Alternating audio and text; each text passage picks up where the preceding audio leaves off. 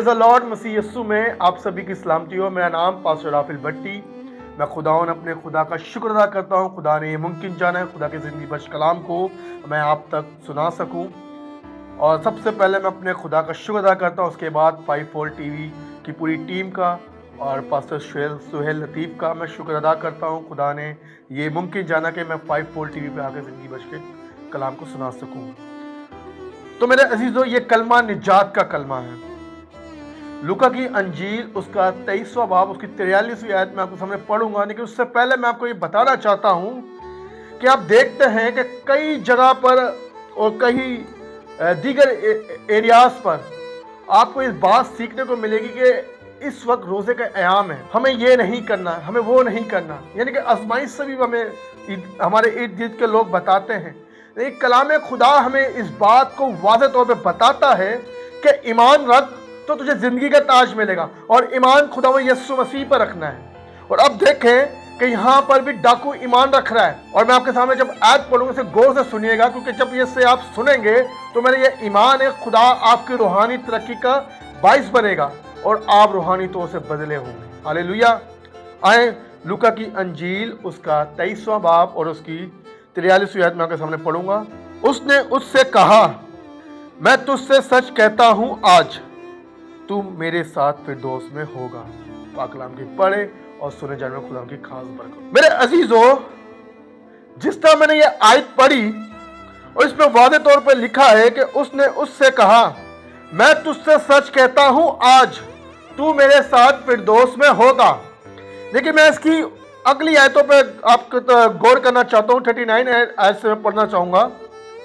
फिर जो बदकार सलीब पर लटकाए गए थे उनमें से एक यूं ताना देने लगा, क्या तू मसीह नहीं?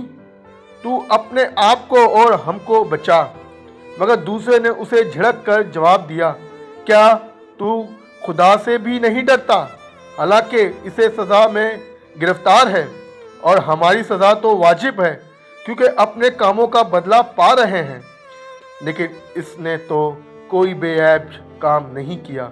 फिर उसने उससे कहा, ऐ यस्सु, जब तू अपनी बादशाही में आए तो मुझे याद करना। तो मेरे अजीज हो, यहाँ देखे कि जो दूसरा डाकू है वो पहले डाकू से कहता है, क्या तू खुदा से भी नहीं डरता? वो पहले डाकू को नसीहत देता है, क्योंकि पहला डाकू से तंजिया बात कर रहा है। और वो जो दूसरा डाकू वो ईमान लेकर आता है कि जब तू अपनी बादशाही में जाए, ऐ खुदावन, ऐ यस्सु, मुझे याद रखना। और आप देखें, और उसने उसी वक्त ईमान रखा और खुदावन यस्सु मसीह ने उसे फिरदौस में आने का मौका अता किया कि तू आज ही मेरे साथ फिरदौस में होगा।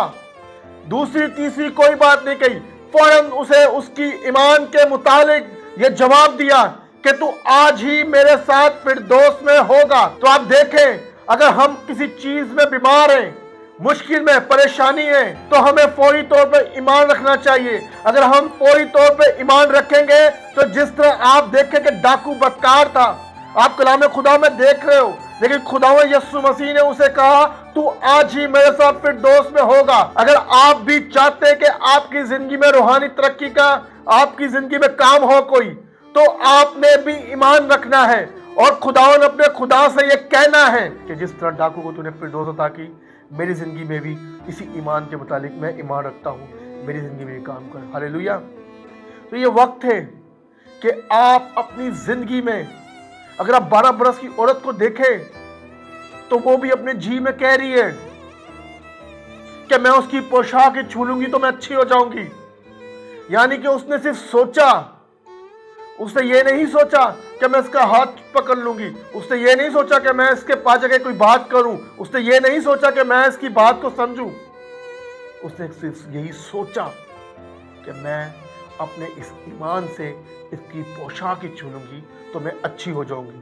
क्योंकि उसने सुन लिया कि यस्सु, सुना है ये लंगड़ों को चलाता है, सुना है ये अंधों को आंखें देता है, सुना है इसने यार की बेटी को जिंदा किया है, सुना है इसने लाजर को भी जिंदा किया है। वो सुनी सुनी बातों पर ईमान ले आई। और बाइबल मुकद्दस हमें वाज़ेह तौर पर ये बताती है कि पास ईमान सुनने से पहले सुनना मसीह के कलाम से। उसने सुन लिया, ईमान उसके अंदर आ गया, वो ईमान में भर गई और उसने उसी ईमान से सोचा कि मैं इसकी पोशाक ही छू लूंगी तो मैं अच्छी हो जाऊंगी।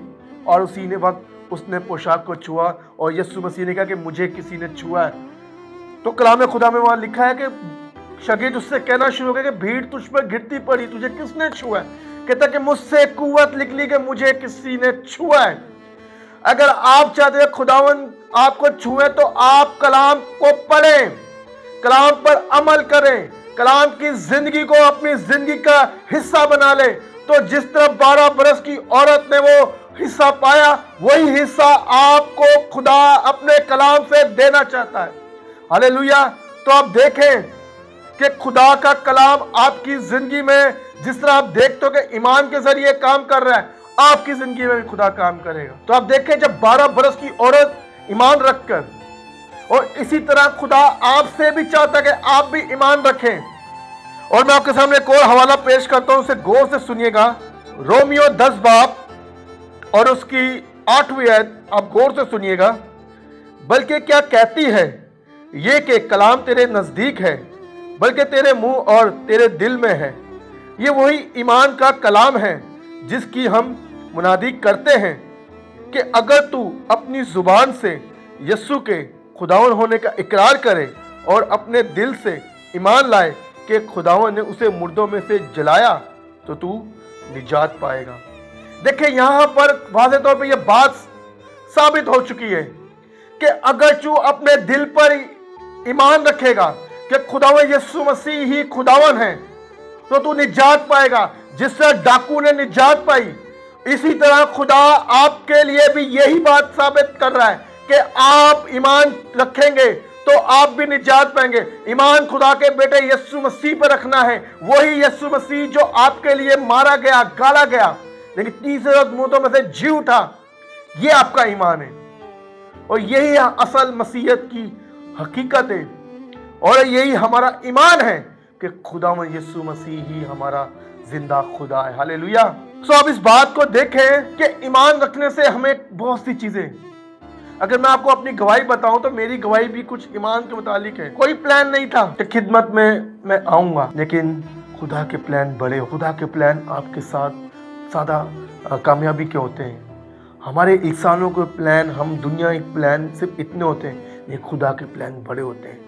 और देखें जब हम ईमान से कोई चीज़ मांगेंगे तो ज़मीन में नहीं, फिर वो आसमान पर बन जाएगी। अगर आप चाहते हैं कि खुदावन आपकी ज़िंदगी में कुछ अजीब और काम करे तो आपने ईमान रखना है। ईमान आपको खुदा के नज़दीक ले जाता है। अगर आप देखें कि ज़िंदगी में अगर आप कोई चीज़ पाना चाहते हैं और हमें किसी चीज़ की ज़रूरत है, तो फॉर एग्जाम्पल अगर हम कोई फ़ोन लेना चाहते हैं या कुछ चीज़ लेना चाहते हैं तो पहले हमें उसकी प्राइस के बारे में हम पूछते हैं कि इसकी कितनी प्राइस है, फिर उसी के मुताबिक हम उसको कैश देने की कोशिश करते हैं, क्योंकि हमें ये पता होता है, यानी कि हमारे इस तरह ये क्वालिफिकेशन होती है कि हम इस ईमान से इसको ये पैसे दे रहे हैं क्योंकि ये फ़ोन इतने का है। खुदावंद यीशु मसीह पर भी ईमान रखें, वो आपको आगे बढ़ते हुए देखना चाहता है, वो आपकी रूहानी तरक्की का बाइस बनना चाहता है और रूहानी तरक्की एक ही दे सकती है, वो इस खुदा के ज़िंदगी बख्श कलाम। और आगे कलाम में लिखा भी है कि कलाम तेरे नज़दीक है, बल्कि तेरे मुंह में, और तू अपने दिल पर इकरार करे। आप देखें कि जब डाकू ये बात कह रहा है और उसने